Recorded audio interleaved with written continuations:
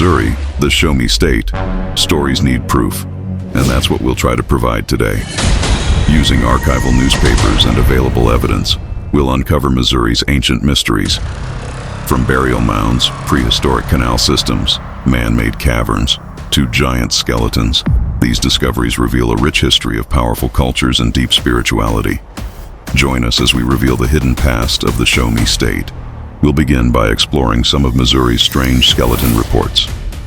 Number 1. The Washington Times, November 19, 1900. About 40 miles south of St. Louis, a farmer reportedly unearthed fossilized remains of 3 gigantic human beings. The discovery was made at a depth of nearly 40 feet within solid rock formations, and the skeletons appeared to be petrified.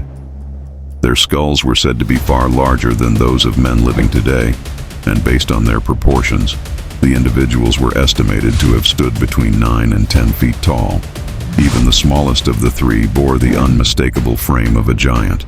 Near the site, explorers also uncovered what appeared to be a vast prehistoric burial ground, containing the fused bones of mastodons and other now extinct creatures of enormous size.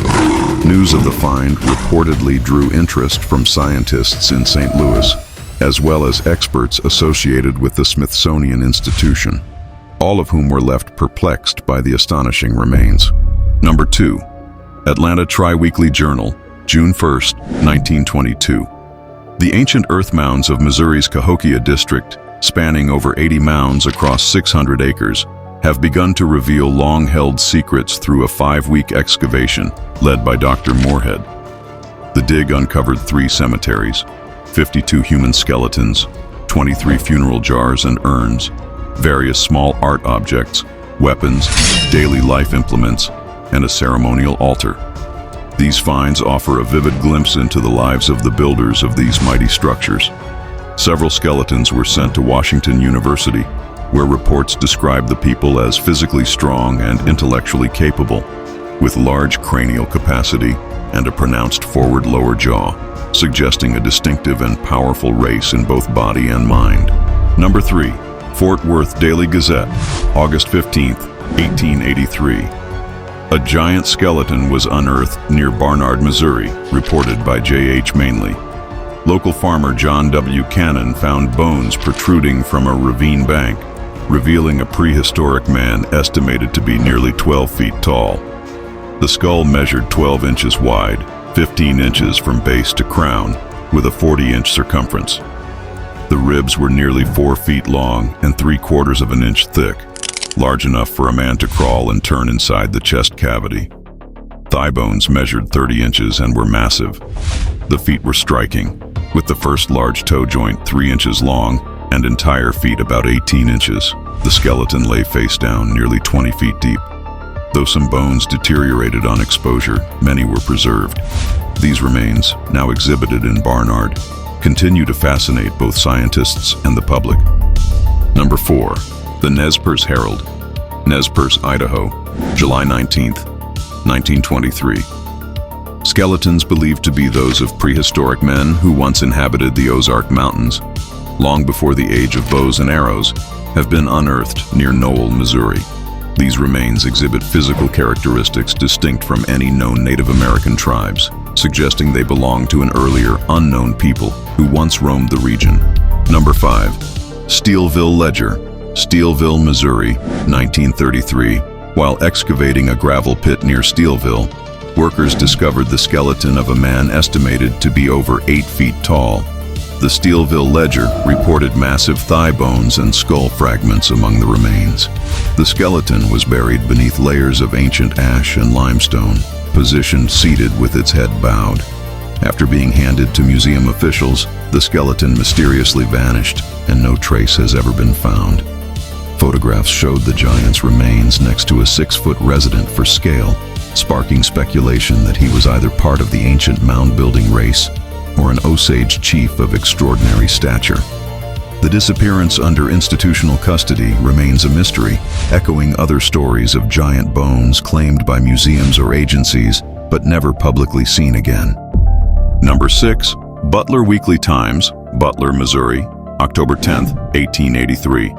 A giant skeleton was uncovered on Franklin Boots's farm by farmhand George Arnold during gravel pit excavations.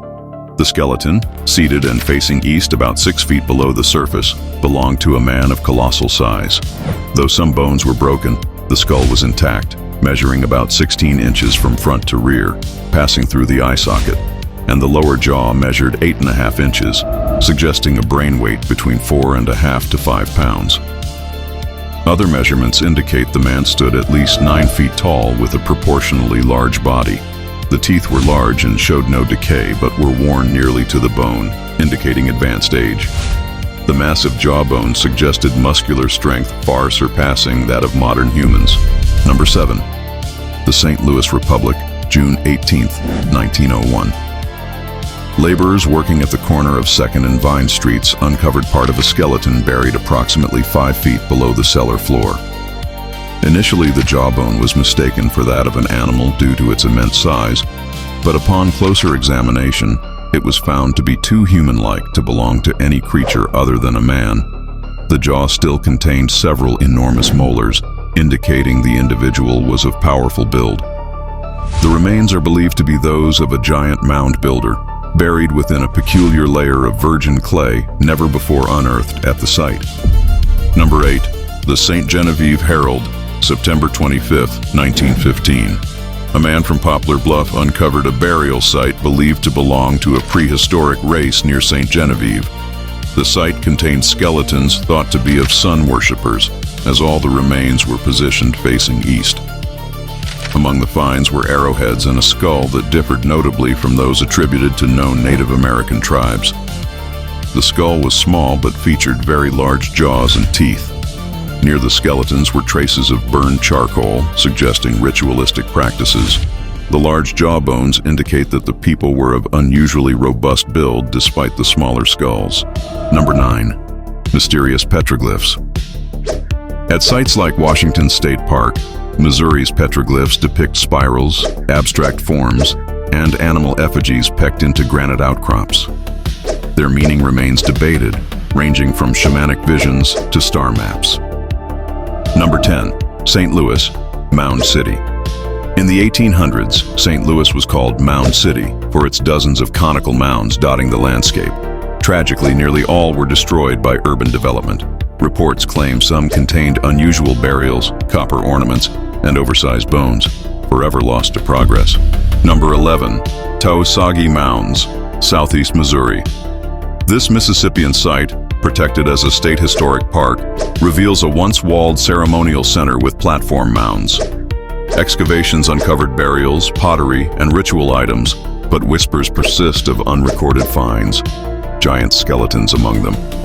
Number 12. The Old Fort and Mound Field.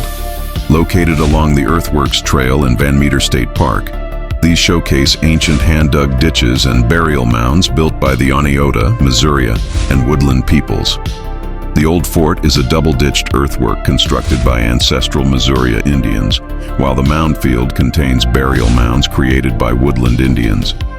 These sites offer a glimpse into the region's Native American history. Number 13. Mystery Mound. The Missouri Mystery Mound story on Coast to Coast AM began with a caller who said a Native American elder had led him blindfolded to a hidden site. There, the elder showed him relics from a hall of records said to belong to an unknown ancient civilization. The artifacts and inscriptions suggested origins beyond typical Native American cultures, sparking theories involving a lost civilization. Charles Teague later pursued this story seriously. After hearing a shaman describe a hidden hall of records beneath a Missouri mound, he made several expeditions with family and native guides. They found caves and strange carvings. Teague was confronted by armed men and believed the site was being guarded to keep its secrets hidden. Though the caves are now sealed, he remains convinced the mound holds important ancient mysteries possibly tied to lost civilizations. Concerned for his safety, Teague stopped exploring, but continues to promote the story as a sacred, secret site. Number 14. The Lost Silver Mines of the Ozarks Tales persist of immense veins of silver once mined by the Spanish, or perhaps older civilizations. Some stories connect these mines to mysterious stone markers left in remote valleys. Number 15. The Roundup Record, September 5, 1913. Scientists from the Smithsonian Institution have uncovered a buried city near St. Genevieve, Missouri. The city, located a few miles west of the Mississippi River and close to the Saline River near Kimmswick. A large salt spring bubbles near the site, and during excavations by the spring, a perfectly carved stone head of a man was discovered, highlighting the cultural significance of this ancient settlement. Number 16. Bossier Banner, Bellevue, Louisiana, October 9, 1879. Near New Madrid, Missouri, evidence reveals a vanished prehistoric civilization once the capital of a powerful agricultural nation.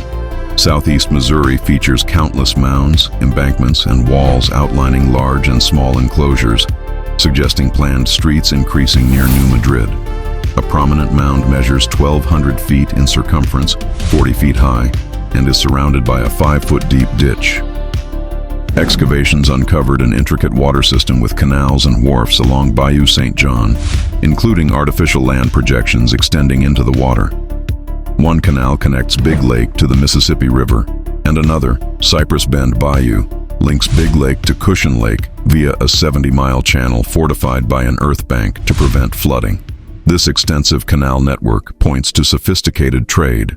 In the Ozark Hills, prehistoric farmers used raised, disc-shaped mounds of fertile black alluvial soil, similar to agricultural terraces found in ancient Peru, to enrich their fields. These mounds consistently produced lush crops, revealing advanced farming techniques and a keen understanding of soil management reminiscent of the Peruvians' economy of fertilization. To me, the story sounds similar to the terra preta, or black earth, which is a highly fertile human-made soil found in the Amazon basin. Created by ancient indigenous peoples through adding charcoal, bones, pottery, and organic waste to nutrient-poor rainforest soil, it retains nutrients and resists leaching, making it far more productive than surrounding soils. This soil supports abundant plant growth and has been found in patches across the Amazon, showing advanced agriculture by pre-Columbian cultures. Do we have evidence of terra preta in the Ozark Mountains? Number 17. The Washington Times, March 12, 1918. Explorers uncovered evidence of a previously unknown race linked to North America's mound builders. Early theories suggested they migrated north from South America due to the Aztec Empire, while later ideas proposed origins from the north. No conclusive origin has been established. This mystery highlights a remarkable chapter in history, with archaeological remains difficult to interpret, possibly including a writing system. Dr. F.A. Stearns of the Peabody Museum and Dr. R.R. Gilder of the University of Nebraska discovered skulls, pottery, stone tools, and soapstone and terracotta figurines belonging to ancient Missouri cave dwellers. The caves were artificially constructed, uniform in size and design, rectangles measuring 20 by 40 feet, sunk 5 to 7 feet deep and carefully aligned with the cardinal points, demonstrating sophisticated astronomical knowledge guiding their construction. Number 18. Thomas Beckwith was a 19th century Missouri collector and amateur archaeologist who spent decades excavating and preserving artifacts from the region's ancient mound builder cultures.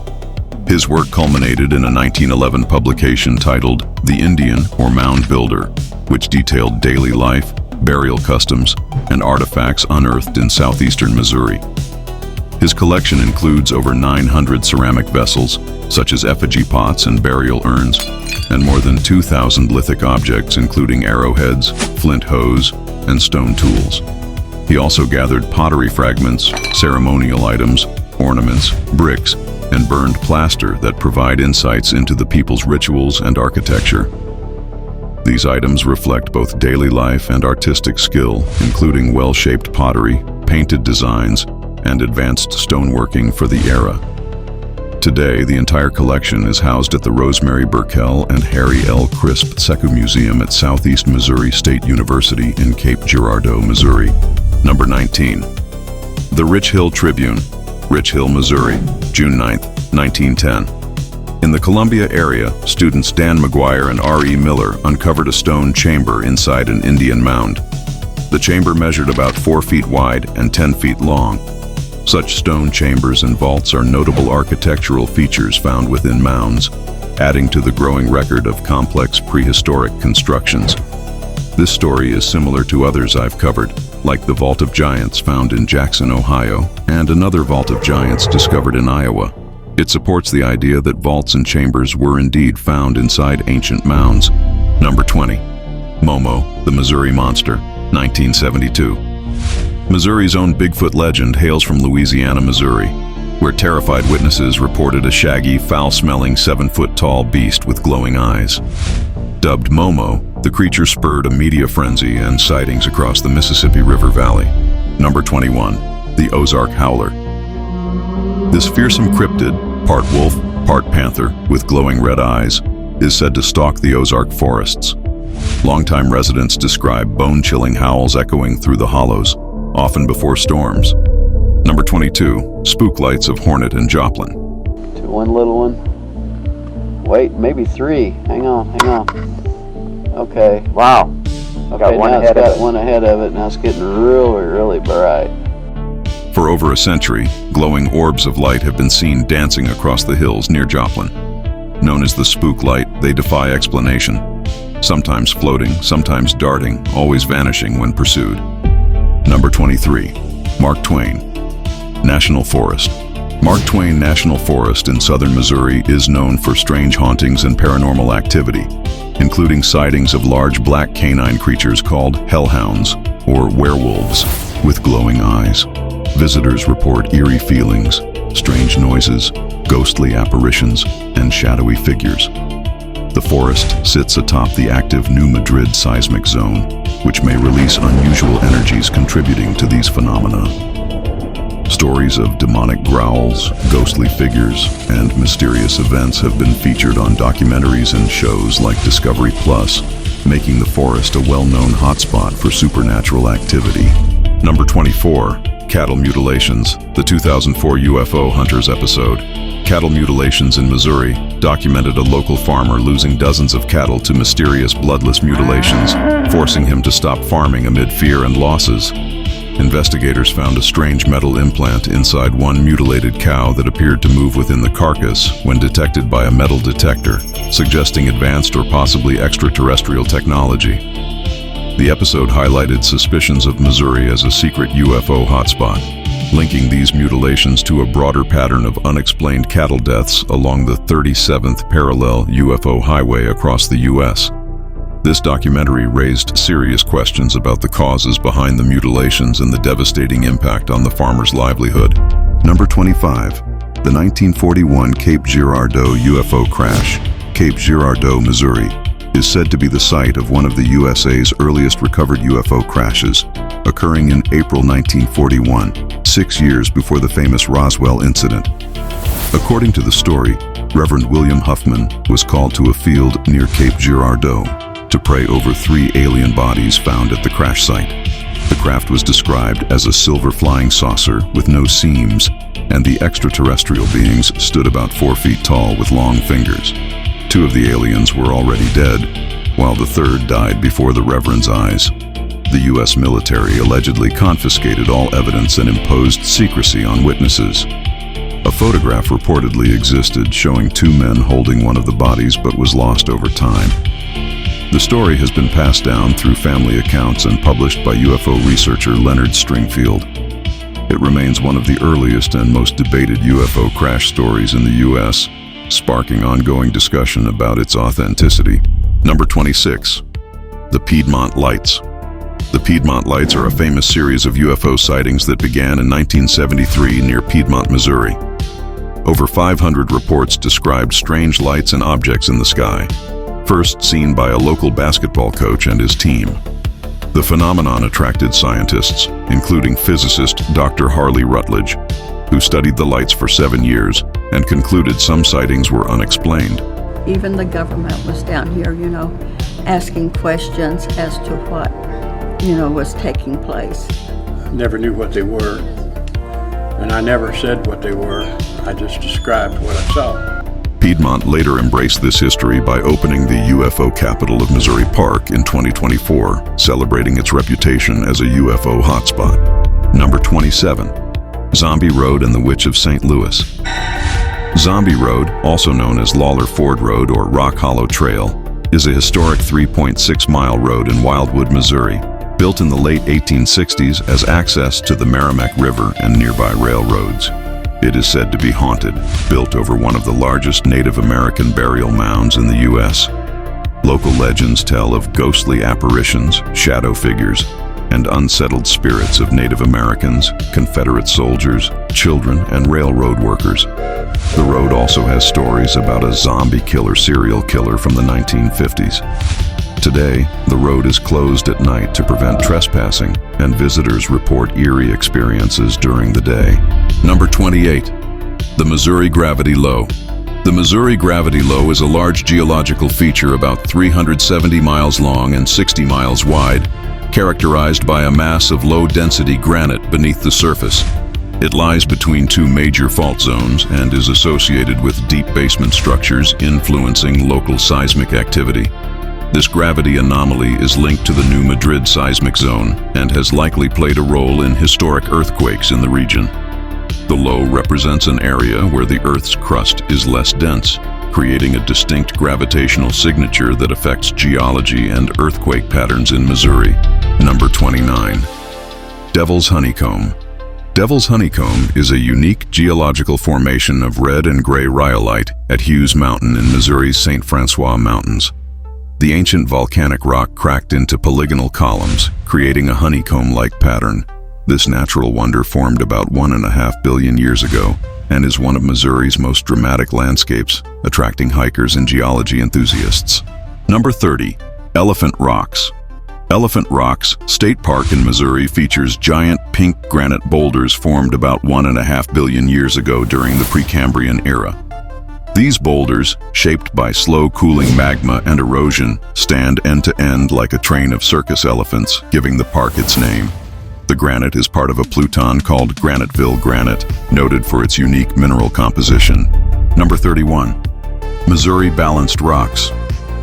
Missouri has a few well-known balanced rocks like Piney River Narrows Balanced Rock, Tonka State Park Balanced Rock, and Bluff Dwellers Cave Balanced Rock. These striking geological features add to Missouri's reputation for natural wonders. Number 32. Potosi Journal, Potosi, Missouri, May 23, 1906. W.J. Hopkins of Ripley County, living 2 miles northeast of Glen, made one of the most remarkable discoveries ever recorded in this area.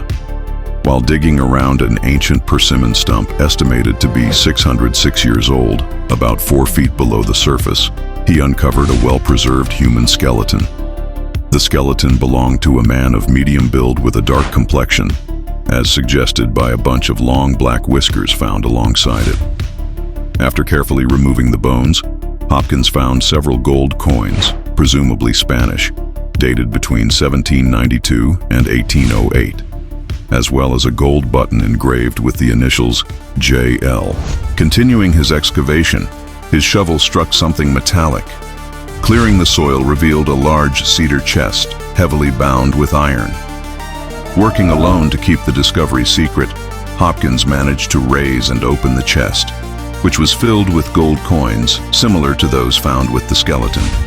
Though he refused to disclose the exact value, Hopkins admitted the treasure was worth between $200,000 and $500,000. Having retired from farming, Hopkins returned to Glen where he began building a house for his family. Several respected individuals speculate that the treasure and skeleton might have belonged to the notorious pirate Jean Lafitte. Number 33. Arizona Republican, Phoenix, Arizona, July 3, 1919. The area around Caruthersville, Missouri, is steeped in legends of hidden gold and silver, with mysterious caves that continue to fuel speculation and wonder. According to local lore, a Native American traveled to Caruthersville carrying several skin maps. Using them to excavate pottery worth several $1,000s, he offered $1,500 to a man to dig in a mound on his property. The man declined, believing if the mound was so valuable, he would dig it himself, but found nothing. Later, the native man returned, hired a man with a wagon and team, and traveled out to a spot marked by 3 pecan trees arranged in a triangle. Digging there, they uncovered 2 heavy boxes that no man could lift on his own. The boxes were shipped away, and to this day, the contents remain a much debated mystery tied to that location. These videos require a lot of time and effort, sometimes weeks to complete, since I'm working alone with just a laptop. If you enjoyed this content, please support me by liking, subscribing, sharing, commenting, and leaving a 5-star rating if you're watching on Spotify. I really enjoy creating these videos, and my dream is to do this full-time once I get monetized. I can't achieve that without your help. Thank you for joining us on this journey through Missouri's remarkable ancient history. From towering giants to mysterious mounds, and from hidden treasures to unexplained phenomena, the Show Me State continues to amaze and mystify. These stories remind us that beneath the surface lies a world of secrets waiting to be discovered. Stay curious, and remember, the past still has many voices yet to be heard. Until next time, keep camping and exploring the mysteries of our world.